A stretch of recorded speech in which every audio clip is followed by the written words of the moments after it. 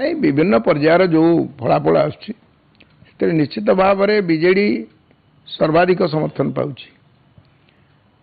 BJP जो सफलता मिली से सफलता संपूर्ण रूपे लोकालाइज स्टेट इंडिकेटर नुहे।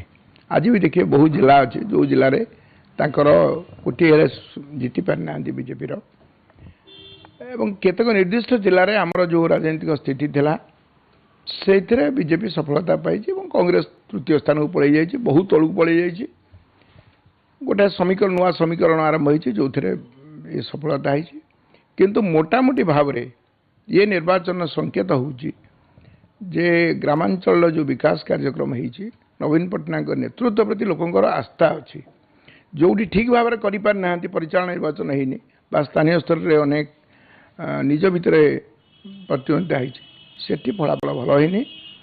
मु उदाहरण कहि आम निर्वाचन मंडली कहुला बहुत समय सेठी बीजेपी दाबी करुला आज भी नहला पर भी दाबी करी आस्फालन करुवा लोक मैंने निजर समीक्षा करने उचित।